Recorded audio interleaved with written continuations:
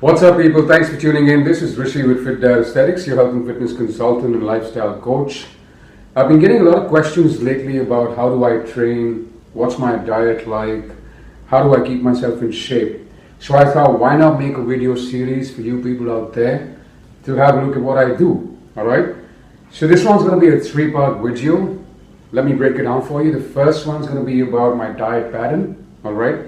The second one's going to be about what do I eat, what's my supplement stack like, and the third one's going to be about what's my training program like. So without wasting much time, let's get into it.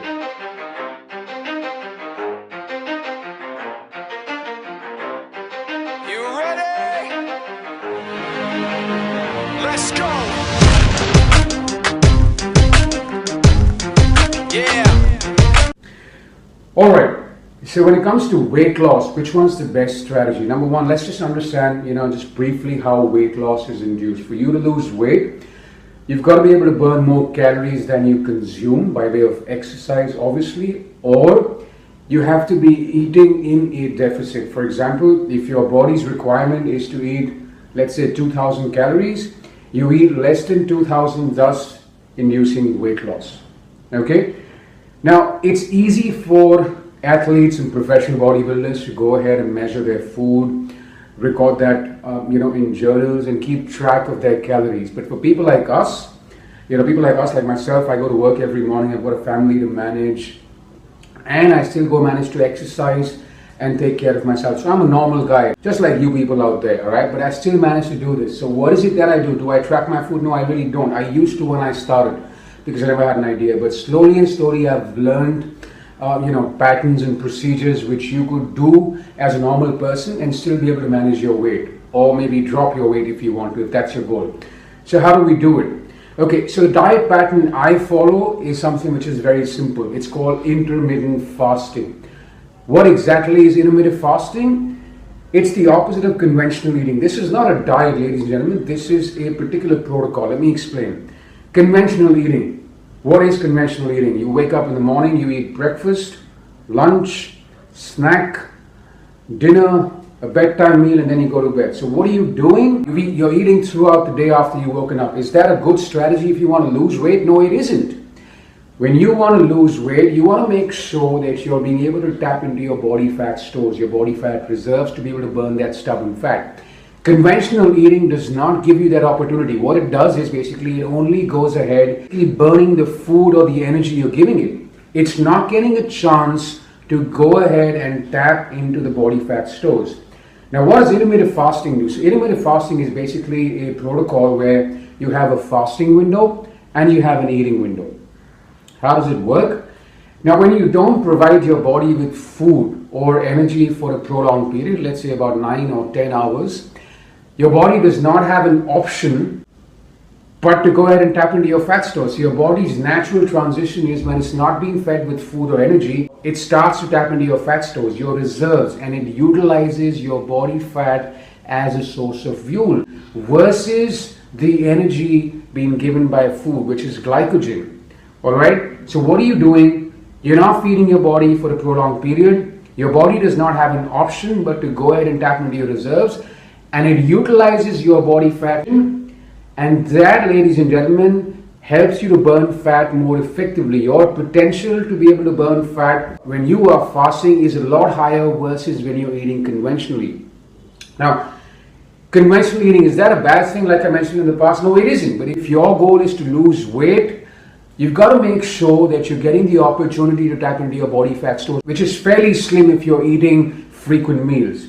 Alright? So, can we do this? Is it possible? Most of us already do it every single day, but we don't know when we're doing it. Most of you guys are not aware of it. When are we doing it? When are we getting into a fasting state? So when you go to sleep and you wake up in the morning, an average person sleeps about 7 to 9 hours. So when you basically cross 8 to 9 hours without food, your body gets into a fasted state.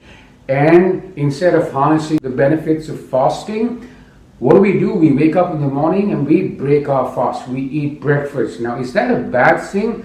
No, it isn't. But if your goal is to lose weight, it's not the best strategy. Like I said, we're not athletes or bodybuilders. We cannot track our calories as effectively as those people. So in layman terms, all I'm asking you to do is get up in the morning, skip breakfast and have your first meal at lunch. All right? The most common method people follow is called a 16-8 method. How does it work? You have a fasting window of 16 hours where you don't eat food for 16 hours, and then you have an eating window of 8 hours. So you basically are eating only in 8 hours, and you know the amount of calories you're going to be eating. You can have at least about 2 or 3 meals in those 8 hours, and those meals could be large meals. We're going to talk about what we're going to eat in those 8 hours in the next video. But 16 hours without food, there are certain liquids which are allowed. I'm going to link up the video with the kind of liquids you could actually drink, liquids which don't break your fast. It's not something which is difficult. All you have to do is when you wake up, instead of going ahead and breaking your fast in the morning, just skip your breakfast and have your first meal at lunch. You already are fasting for a good 9-10 hours. So get up in the morning, don't have your first meal, take it to lunch and break your fast. If you're finding it difficult to do it, start with a 12-hour fast. Build that up to 13, 14, 15, 16. Give yourself at least about 2 months. And I can guarantee once you start using this protocol, you will see effective weight loss and fat loss. I guarantee that. All right, I've been doing it for a very, very long time. Now, this is the weight loss benefit. What are the other advantages of intermittent fasting? Now, like I explained, when you do intermittent fasting, your body's source of fuel changes. Instead of using glycogen from food, which is the primary source of fuel, it starts to utilize your fat as a source of fuel. And fat is a far better fuel than glucose. You function much better on fats. Your brain function improves. Your mental alertness improves. You're better focused. Your brain is producing new cells. It goes through a process called neurogenesis. You can, like I said, I'm going to link up this video. You can understand the benefits of fasting. All right. So there are cognitive benefits. There are weight loss benefits. All right. It slows the process of aging.